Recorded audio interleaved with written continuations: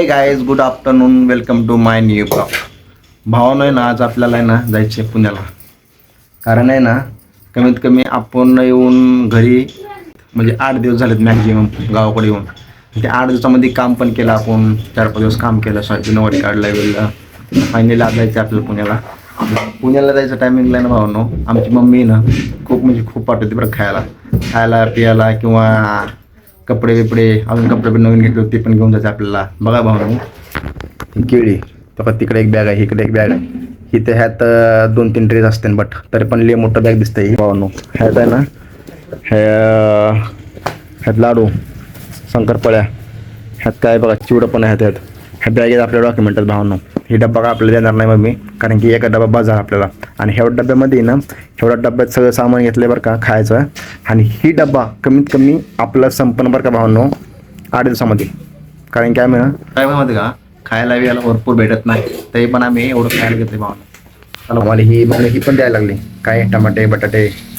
But मम्मीला म्हणलं नका आम्हाला देऊ, काय द्यायची काही गरज नाही आम्हाला, तर पण द्यायला लागली. काय माहिती का, तर आम्ही 100-200 रुपयामध्ये सगळं माळ वगैरे घेऊ शकतो, भरू शकतो, सगळं सामान वगैरे खायचं माळ वगैरे भरू शकतो. पण तरी पण मम्मी द्यायला लागली. मम्मीला म्हणलं नको, तरी पण द्यायला लागले. काय विषय नाही भावांनो. भाऊ यायला लागले बरं का, भाऊ यायला त्यांच्या गावावरनं.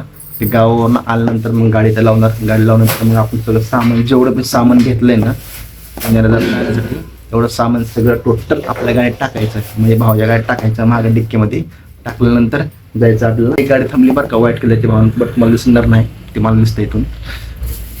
तो पण यायला लागलाय भाऊ, तो पण यायला लागला. तो पण संध्याकाळी आय थिंक 5-6 वाजता येणार आहे. तो त्याला म्हटलं चला आमच्याबरोबर, ते काही येऊ शकत नाही, त्याला थोडं काम आहे वाटतं.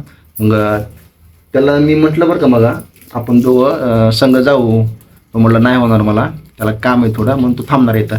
आता विषय काय भावना आहे का, आपलं तर झालं सगळं फायनल, सगळं पॅक करून सगळं सामान पॅक केलं आहे भावना आपलं. तर फायनल जायचं आहे आपल्याला. तर भावाची वाट बघायला लागली मागापासून. कमीत कमी तो म्हटलेला मला तर 9-9:30 वाजता किंवा 10 वाजता मला यायला. आज 10 वाजून गेल्या, 12 वाजून गेल्या, 12 वाजले भावनो, तरी पण आलं नाही अजून.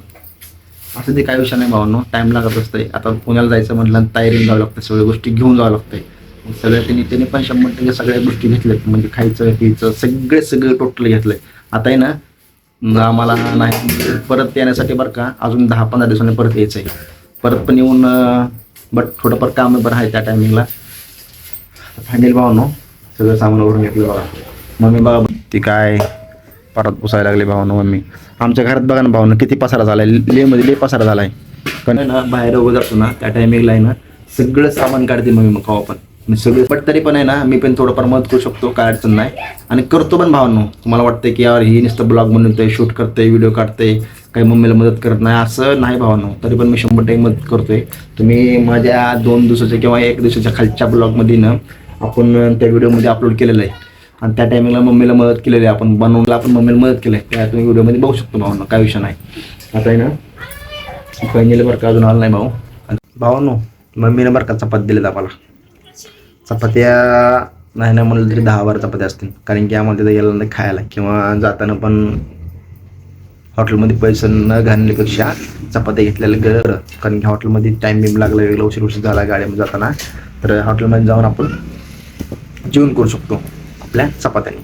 कारण की त्यांच्या तिथं हॉटेलमधनं फक्त भाजी घ्यायची आणि जेवण करायचं म्हणून. बघा एवढे घेतले चपात्या, थोडं चपात्या घेतल्या होता. आता वाट बघतोय कवायला बघू म्हणून.